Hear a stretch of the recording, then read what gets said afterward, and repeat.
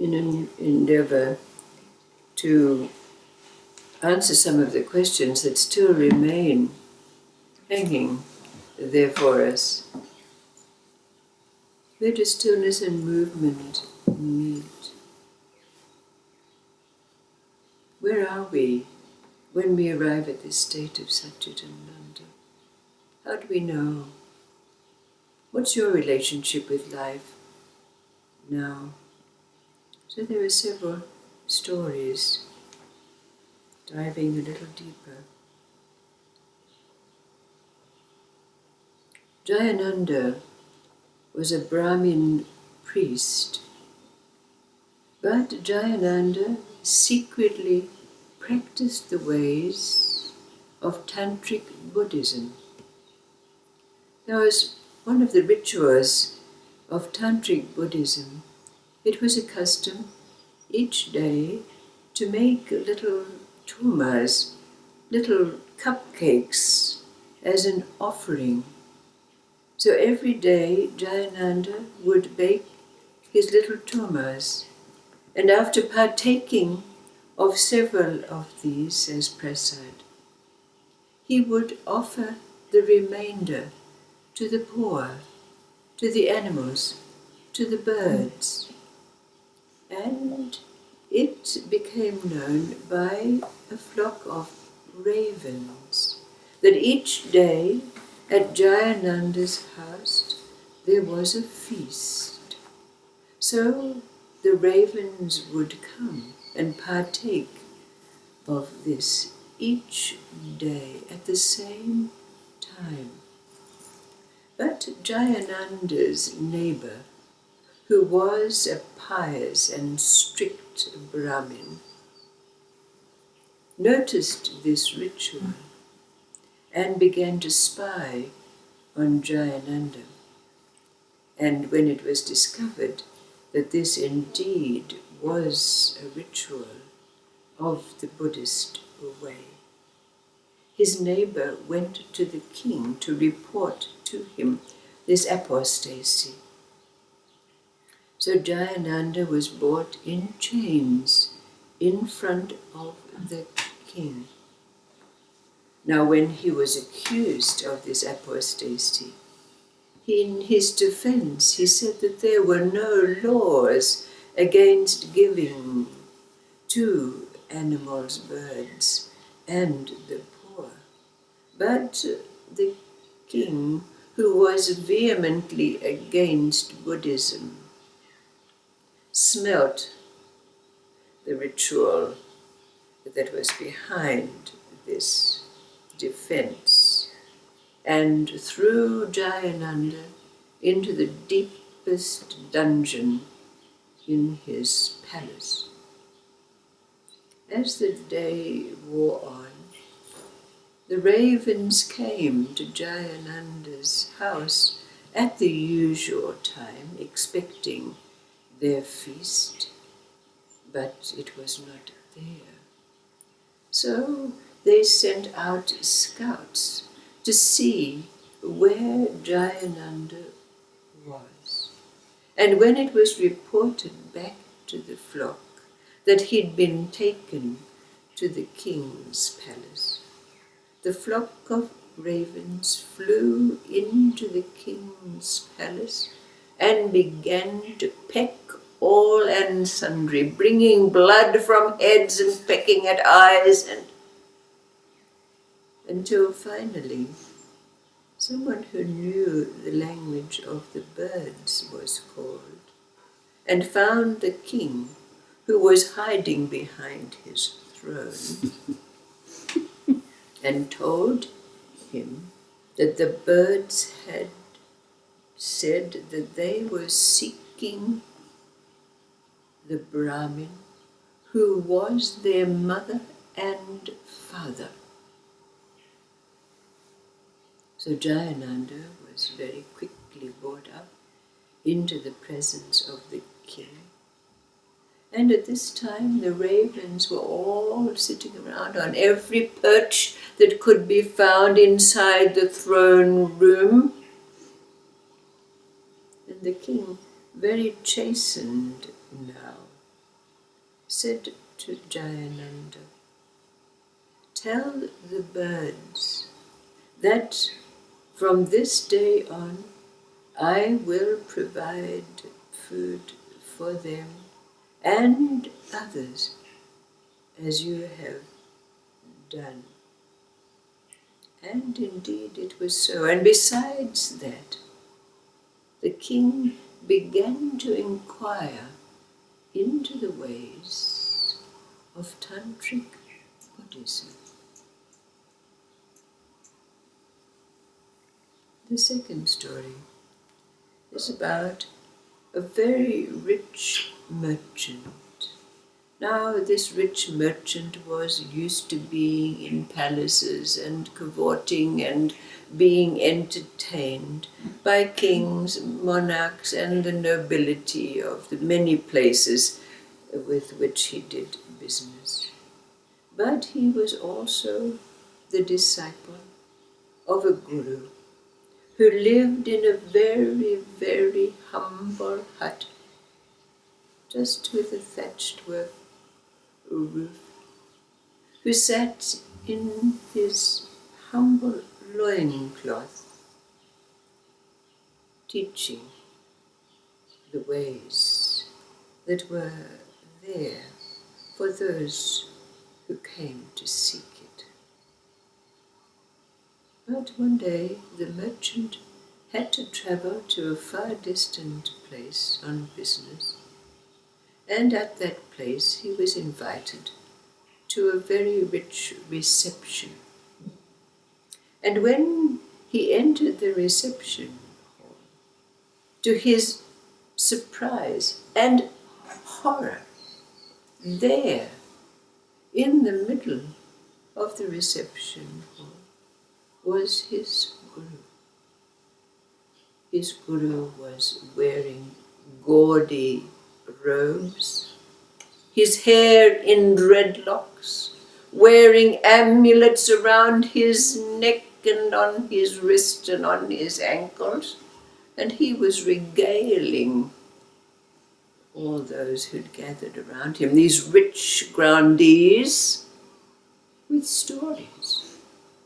Well, the disciple merchant was absolutely aghast, and at the first opportunity, when the feasting was happening, so his guru was left a little alone, he went over to him and said, "Master, Master, what are you doing? You've always taught us to eschew robes and dots and..."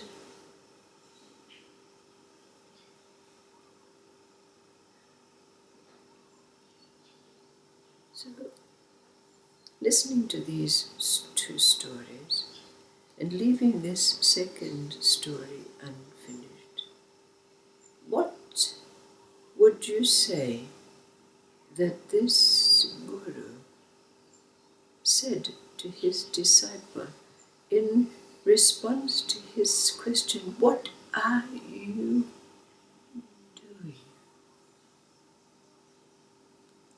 What is this that's called Tantra?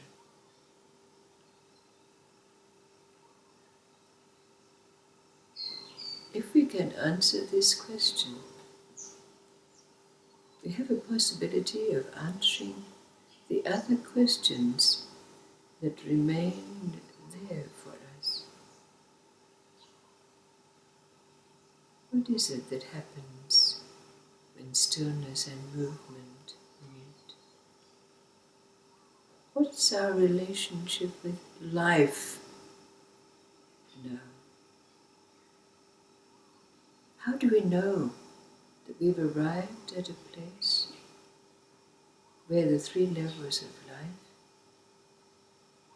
are together in the stillness of the moments, our presence,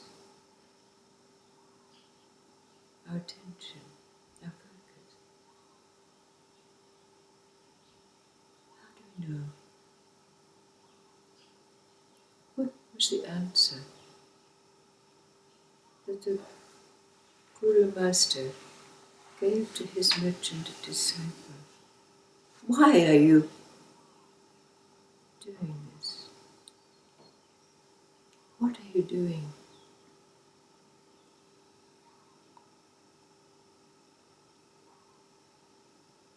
I think it's the same as in many art forms.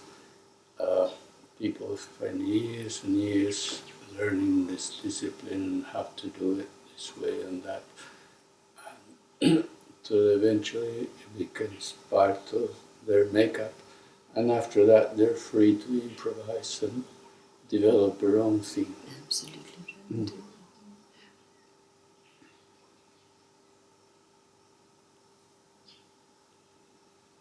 Isn't that what we find with our own life now? What does it mean? Where do these two stories come together in our understanding?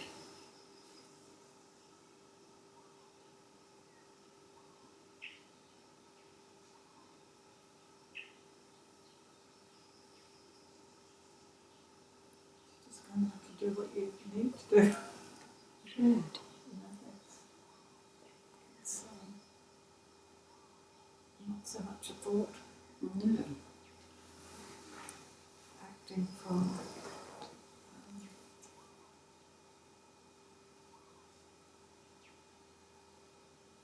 I suppose, yeah. I don't know. I just lost myself. I think about it too much. Yeah.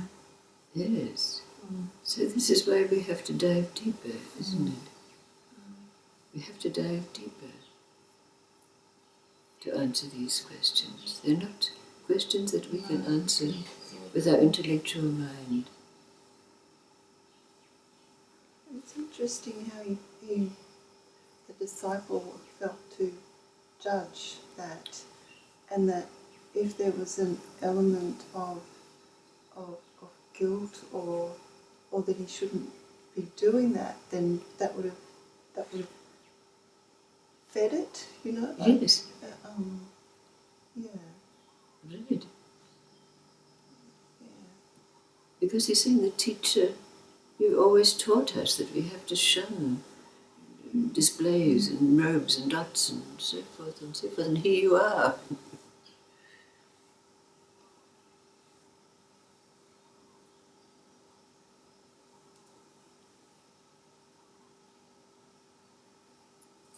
So I've been finding that that's something that's been coming up in me that I'm feeling like it's coming to the surface at the moment is something that I've had throughout this lifetime and perhaps through previous ones of a sense of guilt or remorse, or that I should be doing something a different way. And I guess with this bike ride it's coming up quite a bit because it seems like a really absurd thing to do and very self-centered and so many reasons that people could judge me in a sense, or I could judge myself. But it's also just doing what's there to be done at the moment for me. And I was thinking about it as I was coming up the hill about my sister who does a lot of bike riding and triathlons and has always been terribly involved in looking after her needs before anyone else's. I'm thinking about this too because my father is over in South America at the moment, and he's always had adventures in his life and followed his own course. And my mother's response to this has always been, "Oh, he's so selfish, he just does whatever he wants. He led an expedition to Antarctica and he goes off skiing all over the world and leaves his child and everything behind, or sometimes takes them, and it's just very selfish." But there's something of an adventure in there, and for my sister it's the same, and there's an aspect of it within myself, I guess, in the genes. But my sister, what I was thinking of when I was coming up, that when she had 3 children quite young, and then in her early 20s she left that family and went to university in Brisbane and went on to do literacy and whatever, and And I remember meeting up with her at that point, and I think that my son Krishna was 6 at the time, and I guess I was somewhat sensitive because he was going through treatment for leukemia, and I previously lost, in a sense, a child, and I always felt that great loss, you know, and I expressed that to my sister. Oh, you must be feeling terrible having lost your children and making this decision and all this, and she just looked at me as if like, I don't understand what you're talking about. I don't feel any sense of loss or anything, but thank you for thinking of me. And I remember feeling so mortified at the time, but now looking back, it's really quite hilarious to have made that judgment that she would be feeling that way. And yeah, just to look at, because her children were all fine and happy, and she's had lots of things in their life, and that husband that she had was wonderful bringing up the children. So in the big picture, you don't really know what's going on, and now at this time you wouldn't necessarily judge such an act. You just go, well, that's what's meant to be. And just make it, and having that feeling of sense of guilt and remorse, perhaps, that I have felt, it's given people power over me to judge me, and I find that to be very interesting coming up to the surface at the moment. Recognizing, amazing.